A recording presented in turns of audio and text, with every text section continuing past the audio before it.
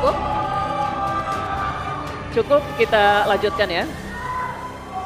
Langsung saja kita akan mulai debat keempat calon wakil presiden pemilu tahun 2024. Pada sesi pertama ini kita akan mendengarkan visi, misi, dan juga program kerja dari masing-masing calon wakil presiden. Kesempatan pertama akan diberikan kepada calon wakil presiden nomor urut 1. Kami persilakan Bapak Muhaimin Iskandar untuk menyampaikan visi, misi, dan program kerjanya.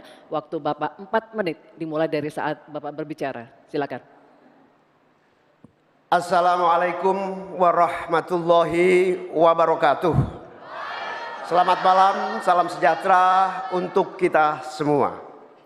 Hadratus Syekh Ki Hasyim Asy'ari, pendiri Nahdlatul Ulama mengatakan, petani adalah penolong negeri.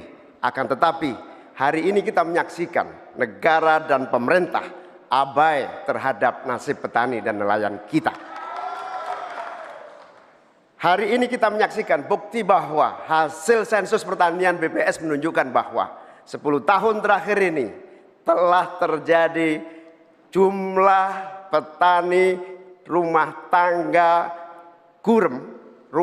petani gurem berjumlah hampir 3 juta. Ini artinya 16 juta rumah tangga petani hanya memiliki tanah setengah hektar.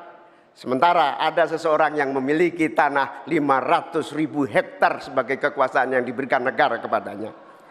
Di sisi yang lain kita sangat prihatin. Upaya pengadaan pangan nasional dilakukan melalui food estate.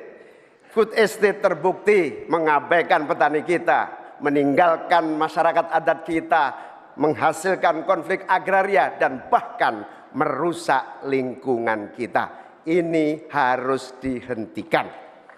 Saudara-saudara sekalian, krisis iklim terjadi dan kita menyaksikan bencana ekologi terjadi di mana-mana.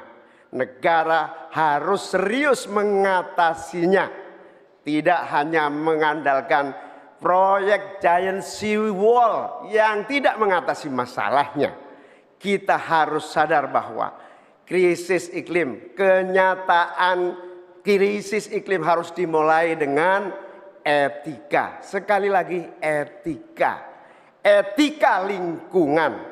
Etika lingkungan ini intinya adalah keseimbangan antara manusia dan alam. Tidak menang-menangan, seimbang manusia dan alam. Akan tetapi kita menyaksikan bahwa kita tidak seimbang di dalam melaksanakan pembangunan kita.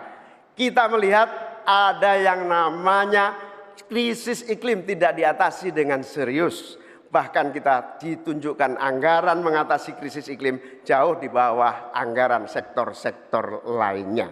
Hadirin saudara sekalian setanah air yang saya cintai.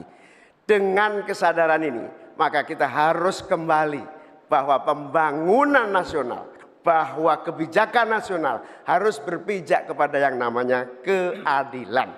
Keadilan iklim, keadilan ekologi, keadilan antar generasi, keadilan agraria, dan tentu keadilan sosial.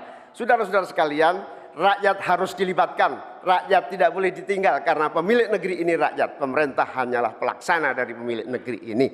Oleh karena itu, desa harus menjadi titik tumpu pembangunan.